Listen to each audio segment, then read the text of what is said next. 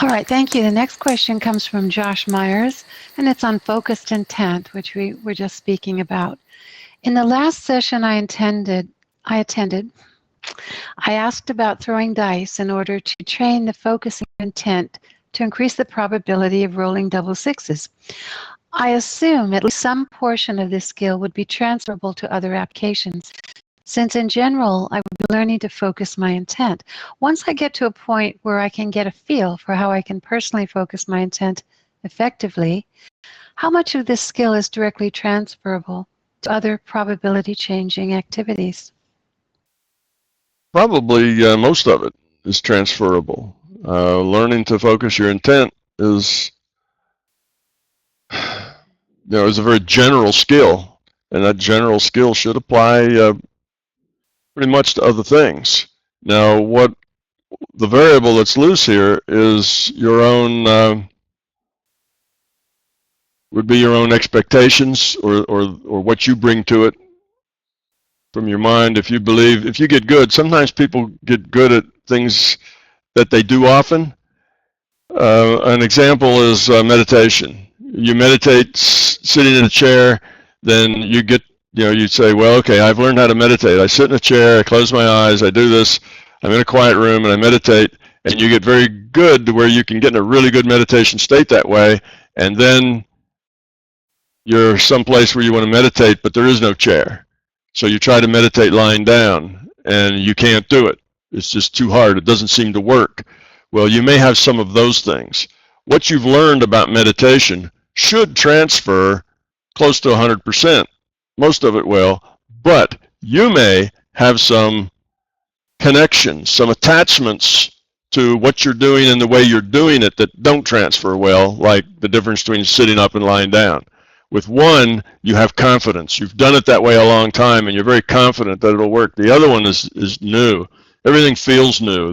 Your physiology doesn't feel the same lying down as it does up, and you're not quite sure what you're doing anymore. And the signals that you're used to from the body relaxing and feeling heavier, getting warm or whatever, aren't quite the same because the blood flow isn't quite the same between the two. And so now you kind of lose confidence, and it seems like it's very hard. But the reason, and I say that it'll transfer almost 100%, it may take some time before that transfer takes place, I guess is what I'm getting to say. If you learn to meditate sitting up, you can learn to meditate lying down, but it may take 4 or 5 tries before that transfer takes place, before you kind of get into the lying down feel and you get comfortable with that and you get confident with it. And then instead of it taking you a year to learn to meditate like you did sitting up, now it's only a week to learn to meditate lying down, because you try it twice a day for a week. That's all it takes. So you really do get a 100% transfer, but my point is not necessarily immediately. You may have to adjust to the different situation and make sure you're not getting in the way with a different process. So we get habituated to processes, and sometimes that makes the transition seem like it's not working from one to the other. But keep working with it, and you'll probably find that most all of what you've learned with intent in any process will work fine in any other process. The next question is concerning binaural beats and brainwave states. This is by Adam. I'm wondering which brainwave states, altered states of consciousness, specifically correspond with what psi effects. In your research and studies, which brain states are activated when healing or remote viewing or exploring larger consciousness system? If one is wearing an EEG headset, is it possible to validate brain entrainment? Yes, if you're wearing an EEG, you can see exactly the amount of energy you have in any particular frequency.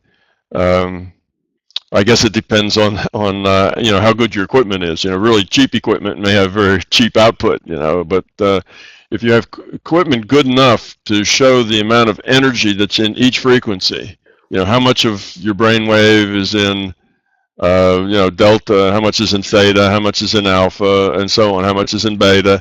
So if you have something that will sort that out for you at what frequency, because at any one time, you probably have some energy in all the frequencies. It's not like your brainwave is always just at a single, like it's always at, 10 hertz.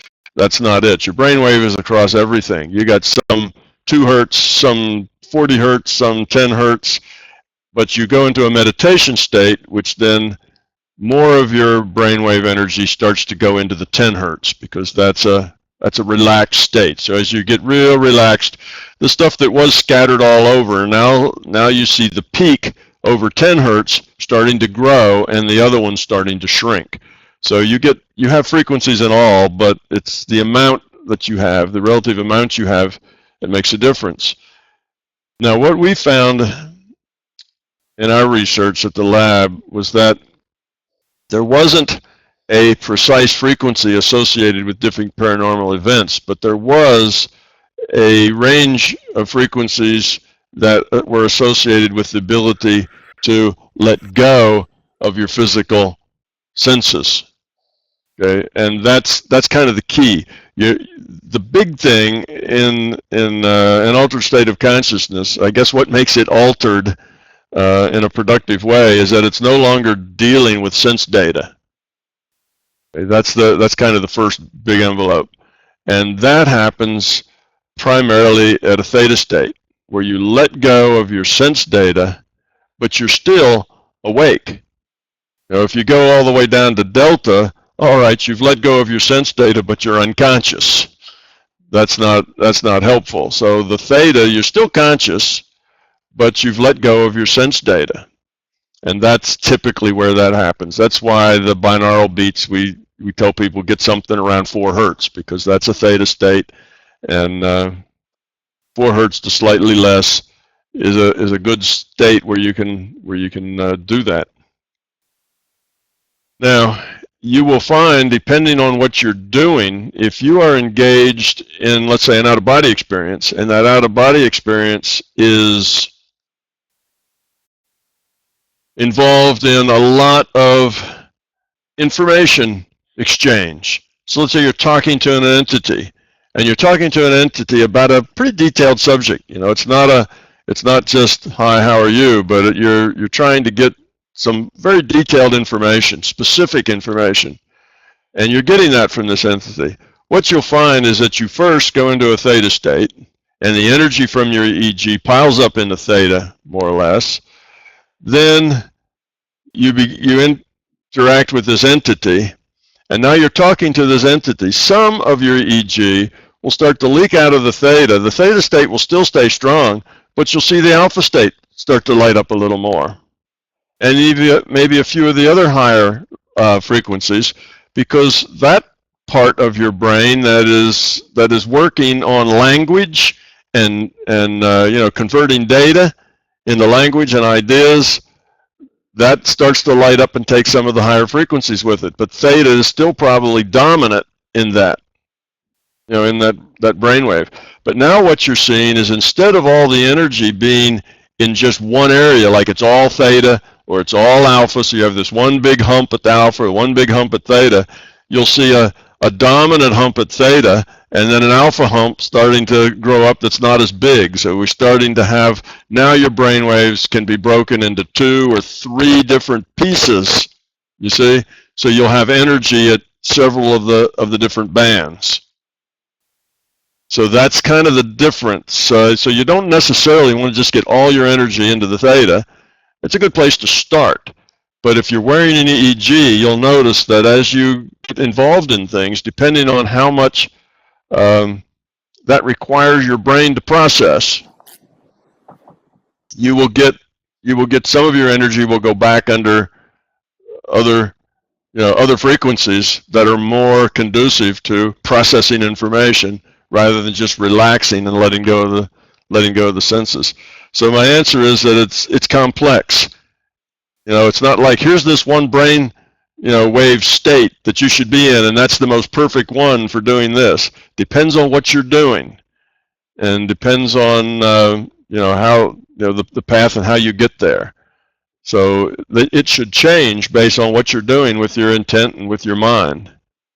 The point is, don't get into a belief that you have to be in a foggy, almost asleep state to be in a good altered state. You don't. Often when you get into that foggy state, we define that because people start with the relaxation and let go, and I need to let go of this world. And how do we know how to let go of this physical world? By going to sleep. So we want to get close as we can to that border of falling asleep without falling asleep. And we get on that groggy, foggy edge of sleep, and we say, wow, that was really I was in a deep state. And we judge deep to be effective and deep and effective to be barely conscious. And now you can meditate, but you're only barely aware. You see, that's not good. You can be perfectly clearly aware as you are now. Engage with me in this conversation and be in a really good altered state and not be connected to any sense data. You see? So don't get hung up on the belief that the best meditation state is one that is very groggy and fuzzy and not clear. You want to eventually let that idea go altogether, and you want your meditation states to be just as clear as they are when you're wide awake. They're not foggy or nebulous gray kind of states, but they're perfectly clear states. You're just no longer attached to this physical reality. You're not processing sense data. You're processing data elsewhere. You see, and at that point, you're going to get more EEG up into the higher frequencies. But you're not processing sense data. So you can't do a one-on-one of exactly where's your EEG, for your mental state. It's a more complex thing than that. That really helps my understanding of how those kind of binaural beats work. And I thought it's kind of interesting, one of the previous points you made about quickly switching between focus from this reality to the next is almost like a sine frequency with a high frequency pattern, kind of the metaphor for your focus. It's just it's as simple a thing as you could be, all of us have an imagination. And with our imagination, we could instantly go imagine, we could imagine something and then come back, right? That wouldn't be hard to do. Imagine what your, wife is doing right now. Imagine what your parents are doing right now. Imagine, okay, we could imagine it. We don't care that it's actually right what they're doing. We just imagine something. Okay, see a picture of your grandmother. Poof, there it is, right? Picture of the grandmother, just that quick. You don't have to sit down and relax and go through all this thing to bring up a picture of your grandmother, do you? No, you can just do that instantly, just very quickly, you see? Well, it's the same thing. All you're doing is focusing your intent. You don't need to go through all those things. Well, when we do that with our imagination, that's not a whole lot different than if we do that, as far as changing realities. It's about the same way. You can change realities as quickly as you can bring up a picture of your grandma. So it's just a focus on something else. That's how that's how it is. You don't have to go through a big process. You just go out and get that data. It's all data. You see, we're talking about data streams here. So where do you get that data stream of grandma from? Well, you take that out of your memory. Well, you go get it. Now you're looking at that data stream, and there's grandma. If you really look at grandma and look at the details of her face and her wrinkles and all the rest of it, you can see it in pretty high res picture. Well, when you're looking at that high-res picture, you're really not paying a whole lot of attention to your senses, and your sense data kind of starts to go away. You see? So you can see that's the kind of thing I'm talking about. You just change your focus, change your intent to a different data stream, and there it is. It doesn't require you to first get groggy. That's only the thing you go through when you're learning. When you're doing it for the first times, you get groggy and you go, wow, I had a really deep state. That was great. And then you find out that deep state's very limiting because there's not a whole lot you can do when you're really, really groggy. You're groggy. So you want to be able to be alert. So the real key is letting go of your sense data. And if you can do that and be perfectly clear-minded, well, then you succeeded. If you have to get groggy and almost fall asleep to do that, well, you can do it that way, but then you're groggy. When your consciousness is no longer processing sense data, it's no longer processing this reality. That's what this reality is sense data, right? That's what creates this reality in our mind, is the sense data. When you stop processing sense data, you're not here anymore. You're free. Got it. Yeah, that's great. This really helps out.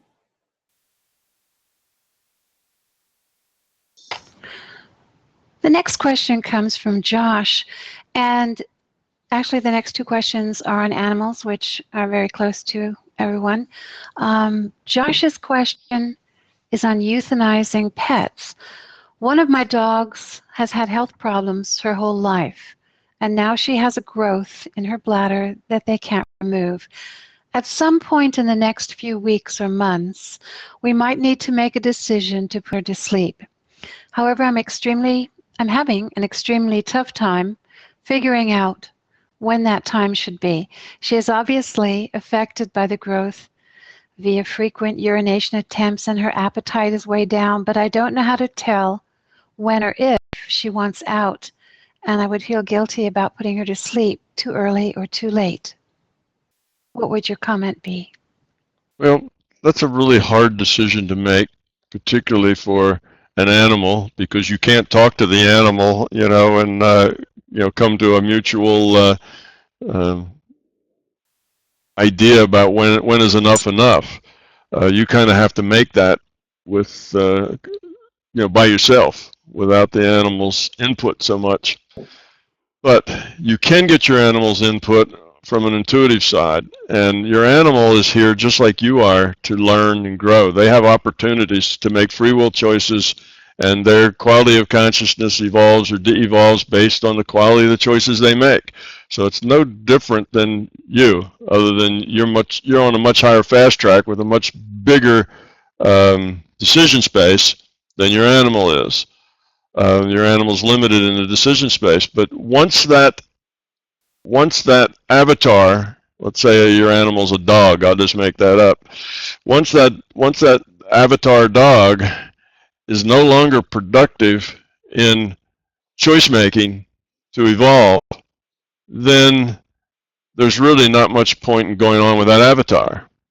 Okay, now there may be some choices to make in dealing with infirmity and dealing with illness that are good choices, where you can learn from those choices, but then there's a point where it's just it's just pain, it's just keeping on. The choices in it are let me put it another way, your decision space gets smaller and smaller and smaller. So as long as there's enough decision space there to make good choices, then the animal still has opportunity to grow with this avatar.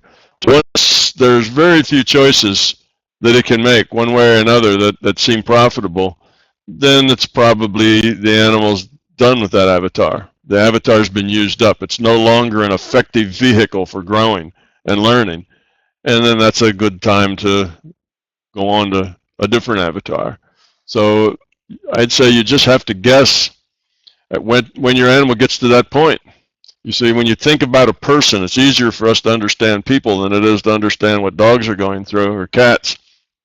With a person, if getting old may present you with challenges and decisions that are effective in helping you grow. The perspective you have to look at life through is much bigger because you've lived longer, you have more experiences. So that may be effective. But if you get to a point where your life is nothing more than dealing with pain, it's really hard to even keep an idea in your mind, because you have constant pain, and if you don't have pain, you're drugged to the point that you're mindless, because they'll give you drugs to make the pain bearable, but then you really don't have a mind that you can make decisions with, because you're just on dope. Or you have the pain and you don't have the dope and you have a clear mind, but your mind is totally preoccupied with the pain.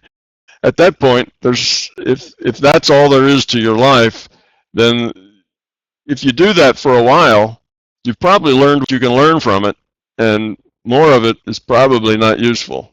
It's probably time to go on. So if we extrapolate back to your pet, I'd say it's the same sort of thing. You know, if you think your pet is still has enough quality of life that it can grow, then you probably ought to keep your pet around so that it can do that. If it still is making, you know, can still get value from its avatar. Once that value diminishes to not much, very little, if at all, and that's a guess on your part, then it's time to let it go. There's no sense having that consciousness kind of trapped with a dysfunctional avatar that isn't helping it grow any. Let it go on and find another avatar. The next question comes from an MBT forum user, Chris, and this is on animals. If you don't mind sharing, what is your relationship like with your animals? I've seen a dog and cat in some of the videos, and being an animal lover, I would love to hear about them and if they chose you or you chose them. Basically, whatever you can share about your animals. Thank you. Well, I have 4 dogs and a cat, and up until recently I had a bird, but the bird is no longer with us. He died. And we've always had, as far as I can recall, I don't know of any time, well, when I was in college and in graduate school, I don't think I had animals then, but any time when I had a place where I could keep an animal, I've had one.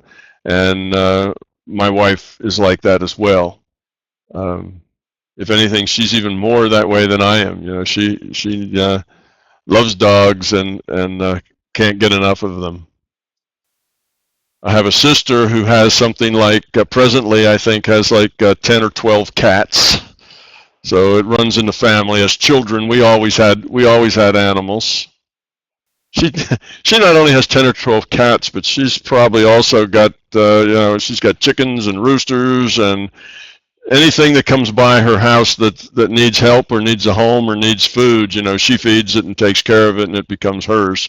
So she has all sorts of domestic animals, almost like a little farm, just from the critters that have happened by. You know, birds with broken wings, and she had a bird with a club foot that had one foot, wasn't a club foot. One foot was on backwards. Had one foot with the claws coming out like this, and the other with it turned around the other way. So I had one going either direction, and it just couldn't work like that. So it fell out of the tree or whatever and was hopping around, and she found it, and she kept that bird for years. So anyway, yes, animals have always been a part of my life, and how do I relate with them? Well, I spend as much time as I can with them in the evenings after Pamela comes home. We basically go and sit down with all the dogs and critters, and it's kind of a pile-on.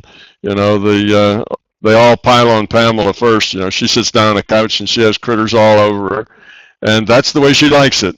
And I'll sit down next to her, and they walk across me and sit in my lap for a while and then move on. And we have one dog that's big, so he's not a lap dog, and one that's almost too big to be a lap dog. He's about 18, 20 pounds. That kind of gets you out of the lap dog. My big dog's probably about 70 pounds, and he's way past the point of being a lap dog. And then 2 of them are little dogs that are lap dogs. And the cat, of course, is a lap cat. So we just hang out with our critters and pet them and up close and personal pretty much every evening. And while we're doing that, my wife and I often listen to an audiobook. So we sit, listen to audiobooks, and play with our critters. And that's kind of an every evening sort of thing. But I think critters need to do more than just live in a house and be with the people. If I gave my dogs the choice, they would never be more than 3 feet from the feet of one of us. They'd just be that way all the time. And I don't know that that's really good for them too. They need to go outside and play and run around and bark and do what they do. naturally as dogs and not just be, couch potatoes or, hang around our feet. That's what they would do left on their own. So I do put them outside and during the day, and they can come in and go. I got a little a door that goes up and down, sort of like the doors at the freight. When a truck backs up to the dock, loading dock, you got a door that goes up. I got a door like that. When they have magnets on their collar and they get close to it, the sensor senses the magnet and runs the door up with an electric motor, and then keeps it up for about 5 seconds and then lets it back down again. So they can go in and out as they please, and they are not fed. They're not fed by giving them a certain amount at a certain time. They free feed. They always have food and water. It's an infinite supply of food and water. And because they've always grown up from puppies with infinite supply of food and water, none of them are greedy. None of them, want to hoard the food bowl, and none of them are overweight. They just eat what they want when they want it, and typically they don't eat all at one time. They graze all during the day. They eat a little bit now, a little bit later, and so it's always there. And I've never had a fat dog or cat that were overweight. They're all real good weight. So they can come in and eat. They can come in and get out of the hot. They can come in and get out of the cold. They can go outside and bark and run. They've got about about 2,000 square feet of space that they can run around in, and they spend a lot of time out there woofing and playing and chasing each other and chewing on bones and the other things that dogs do. And then they basically come in and late afternoons and evenings and spend with the people. So that's kind of a dog's life in my house. It's we're close to them. They're part of our family. They're like kids in that sense.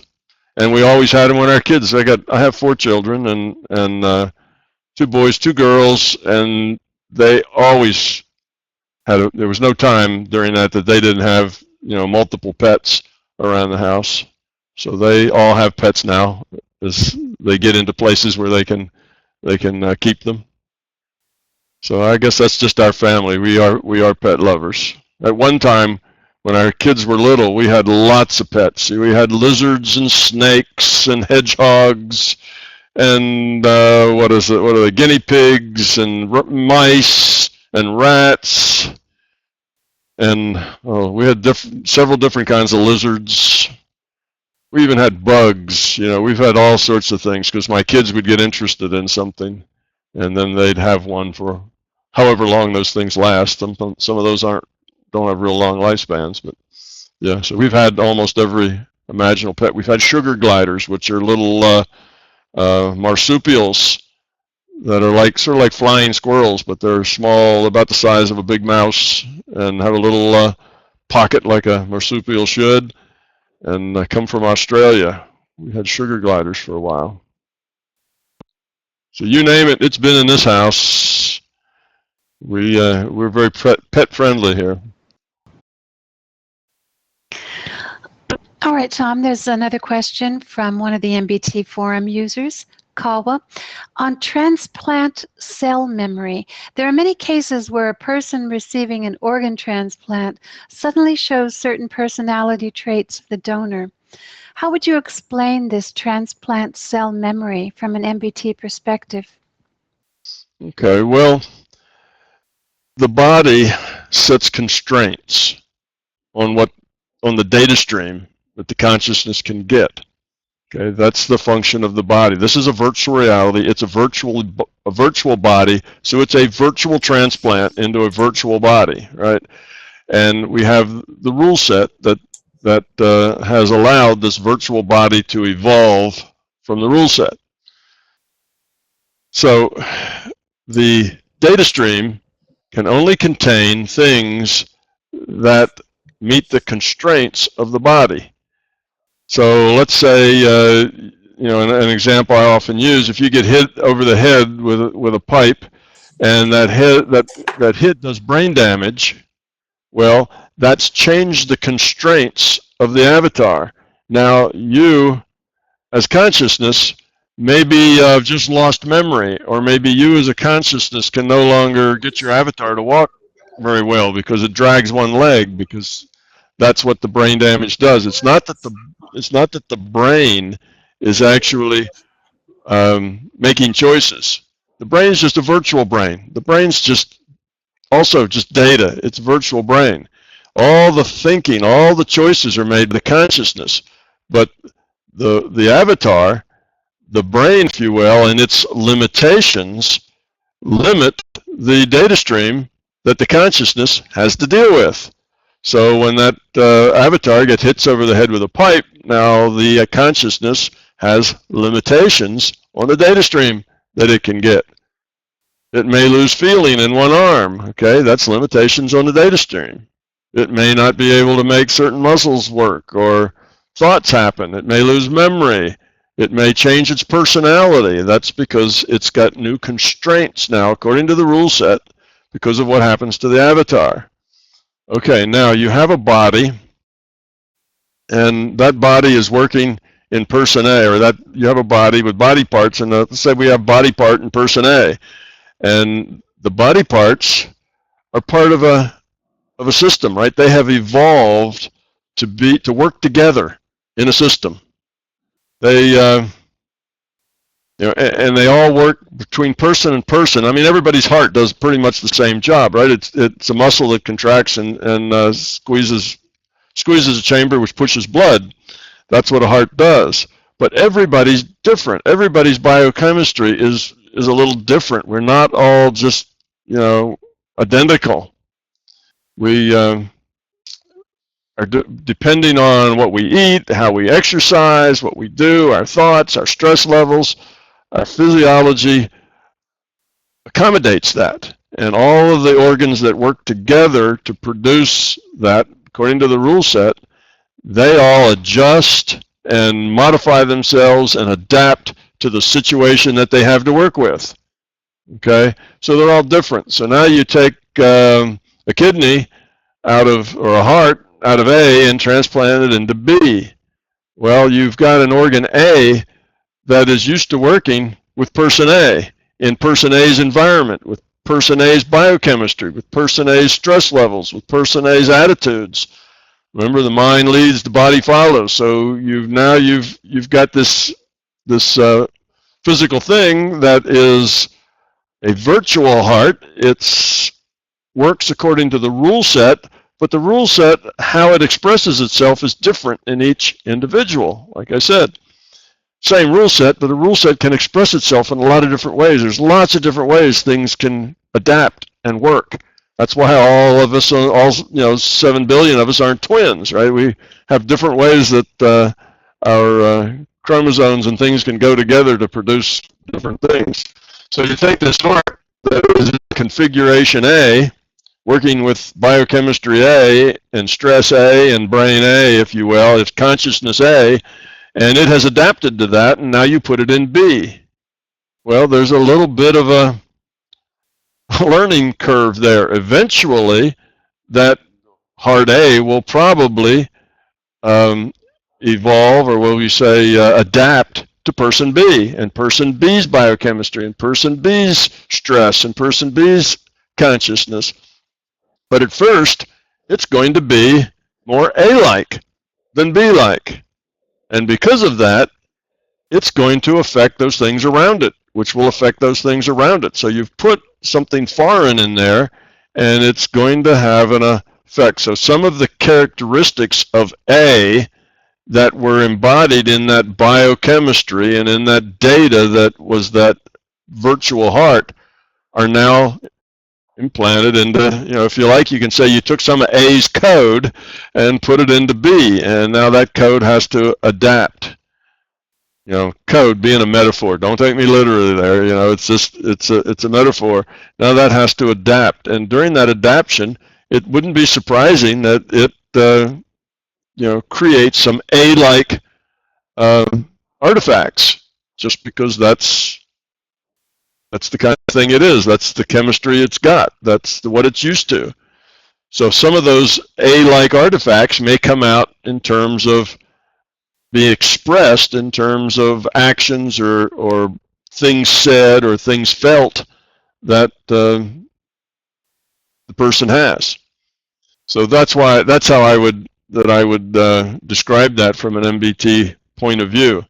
It's I would guess that when those organs, from my viewpoint or from the MBT viewpoint, when those organs get transplanted, you'd have the maximum amount of that transference from A to B, from anus, from being more like A to being more like B. You'd have most of that difference initially, right away, in the first week or 2 or 3 that the transplant's there. Come back 5 years later, and you probably see that that will have disappeared, and will have, because that organ will have adapted into, from anus into venus, and in as much as it can adapt to venus, and it probably can in time. So MBT would, no, I don't know. I haven't studied that. You're telling me this, and I'm just accepting that it's true, that people do have these things. So given that that's true, MBT would predict that it would be more true in the beginning and less true the further you go out. And if that person then lives long enough with that transplant organ, that all the anus would eventually become venous. And it's only an event that starts early and dies out with time, not something that's permanent. So if if my assessment's right, then there's some data that you can check to see whether it works out that way. That's the way I would describe it. So it's just it's a matter of adaptation. Every heart's not exactly identical to every other heart. They've all got their uniqueness to them, and some of that uniqueness has to do with the consciousness and the stress and all the rest of that stuff that makes the avatar the way the avatar is. The avatar is unique as the consciousness is unique. The avatar is unique by the rule set, and the consciousness is unique because it's an individual. No two avatar. The consciousness is unique because no two consciousness have had the same set of experience and learning and whatever. So it's unique in both ways, in the rule set and with the consciousness. And some of that consciousness uniqueness is going to be expressed in those parts. And we can think of that in terms of, part of that uniqueness of consciousness would have to do with how much fear it has, how much love it has, how much stress it has. All these things also affect the way the avatar works. So the mind and the body are an interactive pair, that interact and affect each other. So that's why anus goes with the heart or the kidney or whatever's going, but it probably wears off as it adapts. The next question is beyond genetics, beyond physical attributes you were just talking about. Oliver's question is on odd similarities with identical twins. Dr. Tom Bouchard measured hundreds of cases of identical twins who were separated at birth through adoption and didn't know about each other for decades, but still showed identical patterns in behavior. In one particular case, for example, both marrying a first wife named Linda, divorcing her and marrying a second wife named Betty, naming their children the same way, choosing the same job, having the same hobbies, having a dog with the same name, hating baseball, smoking the same brand of cigarettes, drinking the same brand of beer, having 2 heart attacks, and choosing the same area for their yearly vacation, all without knowing about each other. With genetics, we could explain the physical aspects of similarities, but how would you explain the aspects that go beyond that? And what's the point for the larger consciousness system to nudge identical twins in such odd ways, or is it just a glitch in the matrix?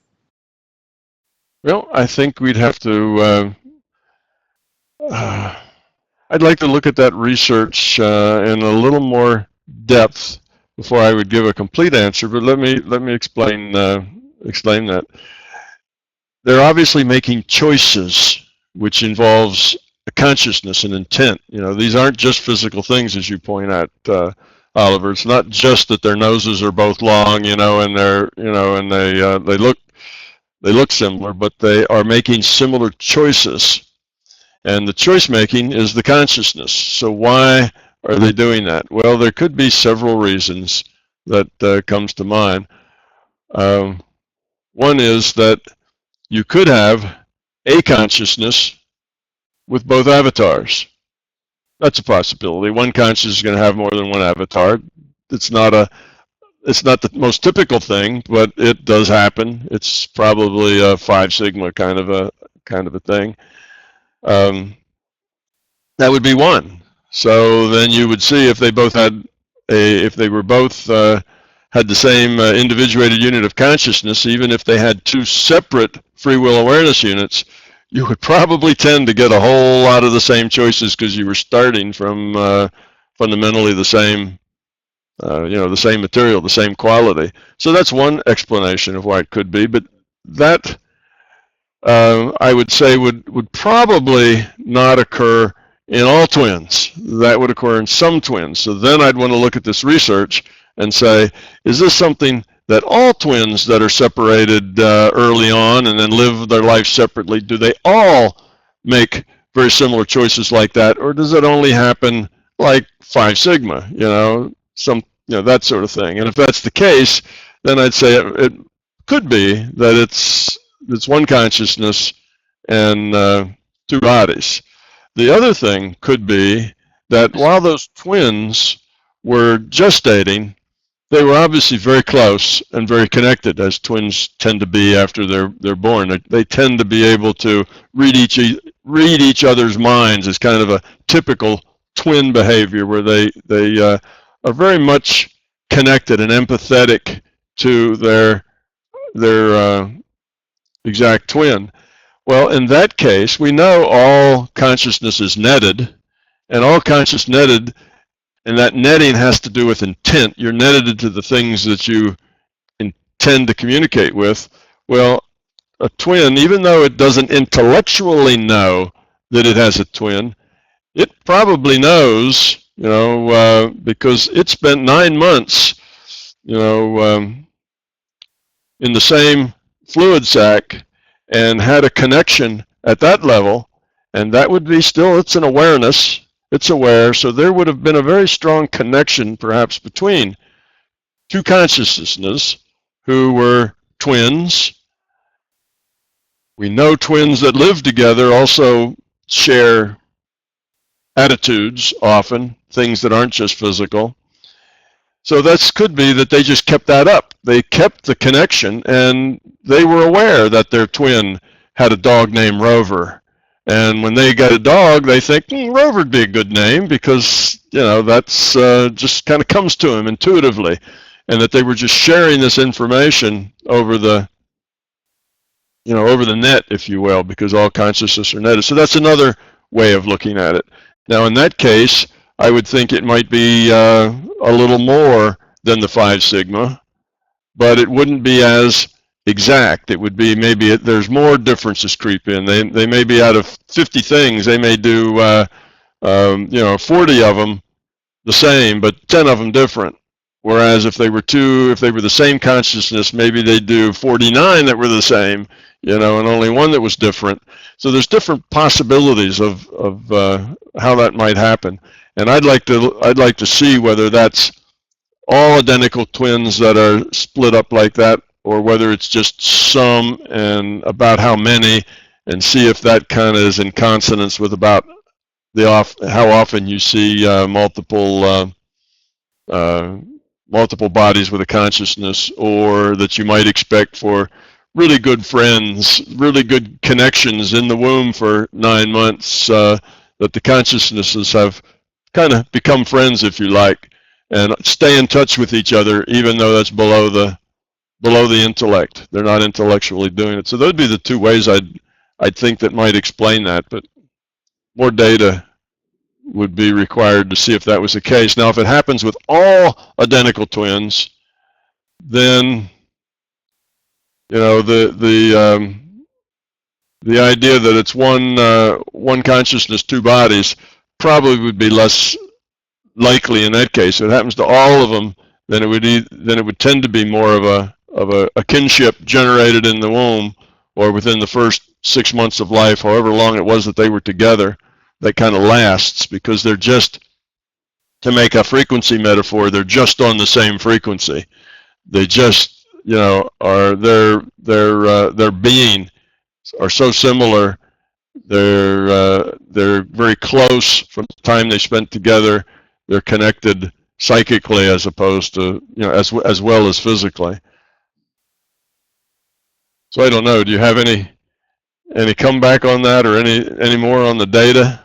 What I can tell you is that it was only one case where so many aspects matched, and in most other cases there were only some parts which were there was obviously some connection, but it was not as clear as in that one case. So that was only one case where so many things matched up.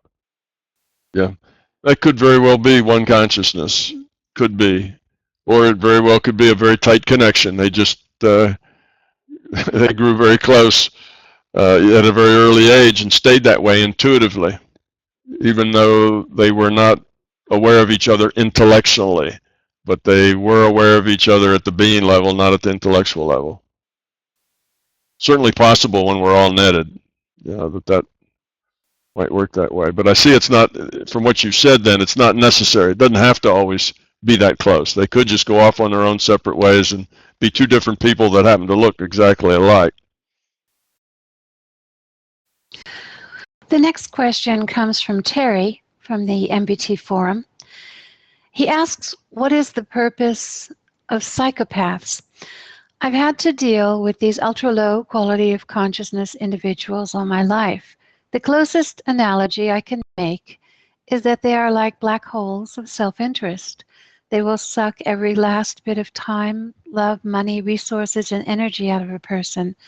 I've seen enough of them to realize that they seem to enjoy the destruction of good people with empathy.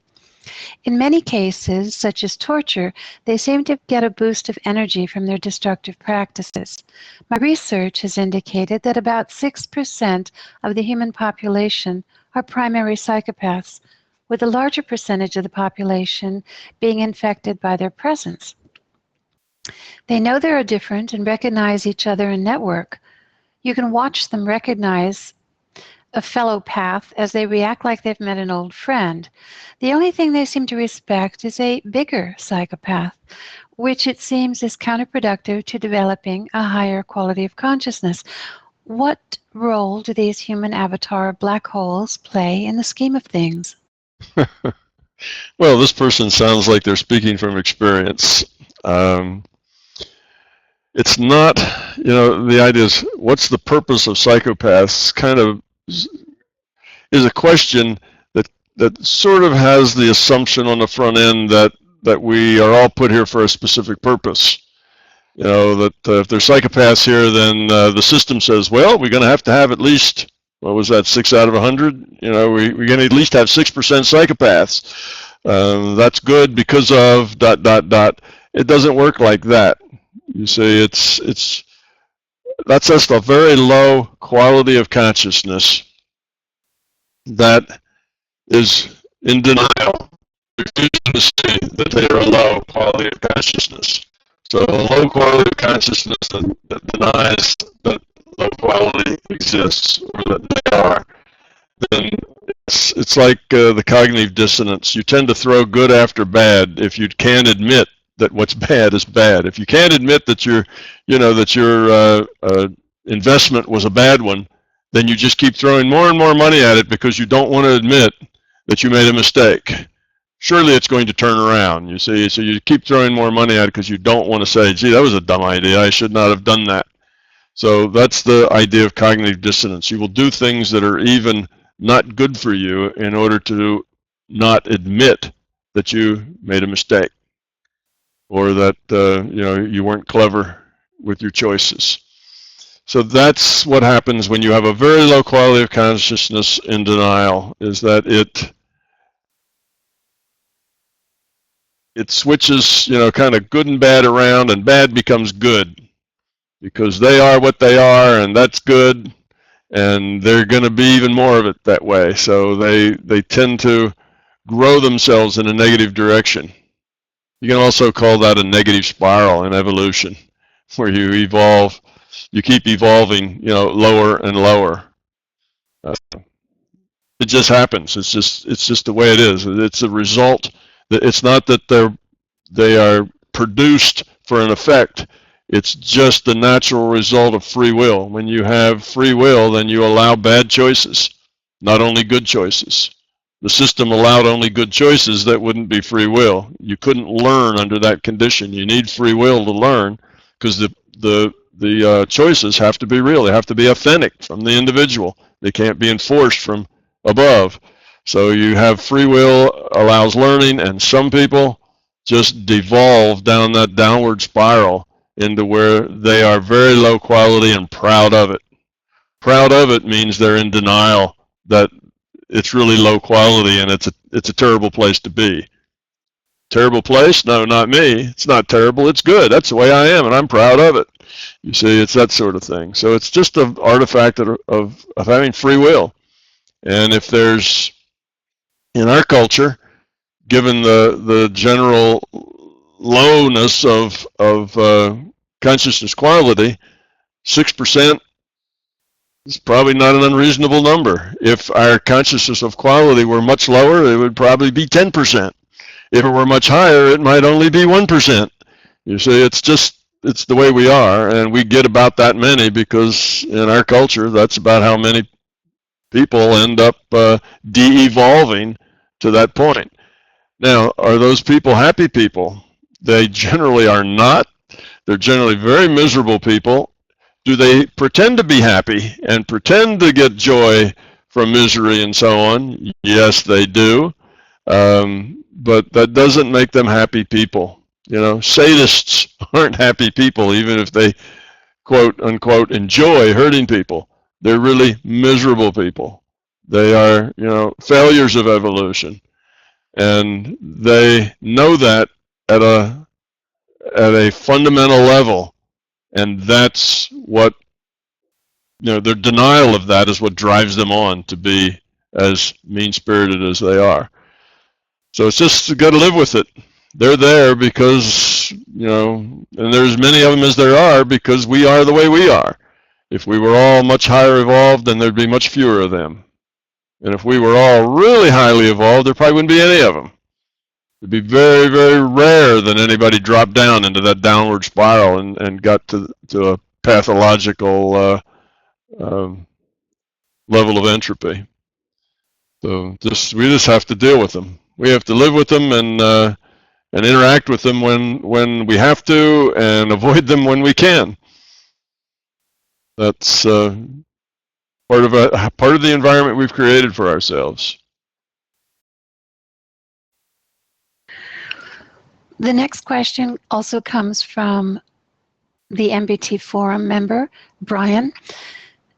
I have a question about life events that create challenges and opportunities for us. You've indicated that those in positions of power are generally not so different than the rest of us, which can be a difficult truth in itself. Nevertheless, if we use MBT, we're looking to decrease entropy in our social interactions and remain focused on solutions to create an environment for growth. In talking to others, it seems so many authentic, evolving people find themselves in a position where they must deal with a high entropy consciousness, perhaps through I think they mean perhaps low entropy consciousness here, perhaps through a malicious lawsuit, a controlling boss, or something else, but they don't immediately see growth opportunity. As you have said, if we focus our response on manipulating outcome, we're not growing.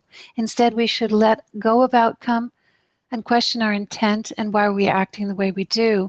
My question is that if life events become so intense that despite our efforts to keep our fears in check, these events overwhelm our consciousness. We lose the ability to mindfully question our own intent, and we sense over time our decision space is getting smaller, as often happens when dealing with controlling people. Could you go into some depth as to how the opportunity for growth might be found in unwanted interactions with these powerful people? Okay. Well, we'll start with where we just left off, which is if you have a choice to be around such people, such very high entropy people, you probably should choose not to be around them. Okay, if it's somebody that, if your neighbor is a very high entropy person, then you just don't visit your neighbor very often. You don't interact with them any more than you absolutely have to. And then when you interact with them, it's all just business. And you conduct your business in a business-like manner, and you don't go into depth. You don't discuss personal things. You know, you just keep it a shallow business-like interaction. Well, we can't always do that. Sometimes it's our boss, and we have to interact with them. Sometimes it's our spouse, and we have to interact with them. Sometimes it's maybe a child or a parent or somebody else that we have to interact with. And when you do, it is very challenging. But, you know, a big challenge enables you to make a big gain. A small challenge enables you to make a small gain.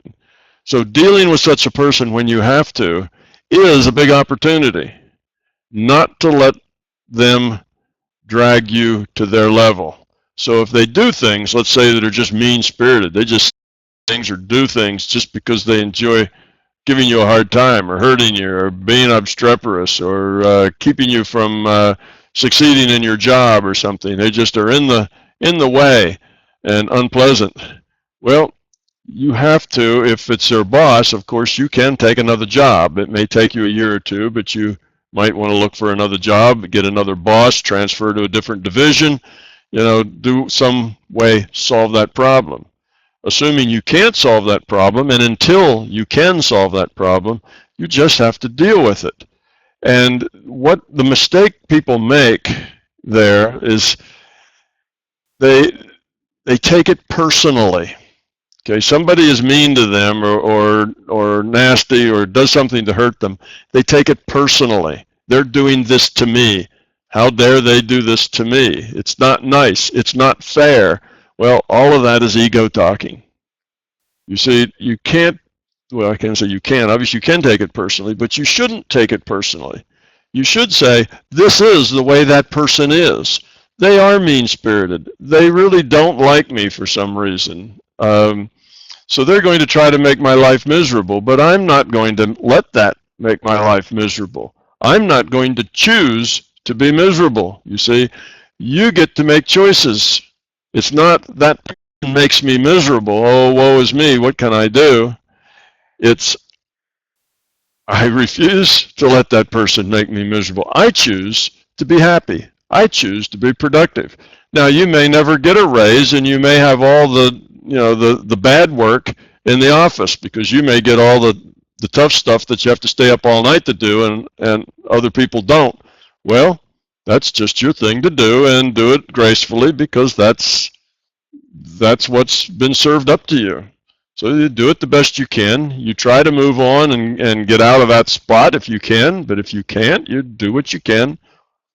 Don't let it aggravate you. Say, it's not me, it's them. So that's an important thing. If you take it personally, you start feeling sorry for yourself. You start feeling that life is unfair to you and it shouldn't be that way, and you know, you want somebody to step in and fix it for you, and none of that is helpful. All that does is feed the problem. It just makes it worse. The person's more likely to give you more crud, more negative stuff if you act that way. If you just, well, it's what I have to do now because I have to interact with this person now for whatever the reason is, then do it with joy. Do it with caring. Okay, boss, I stayed up all night. Here it is.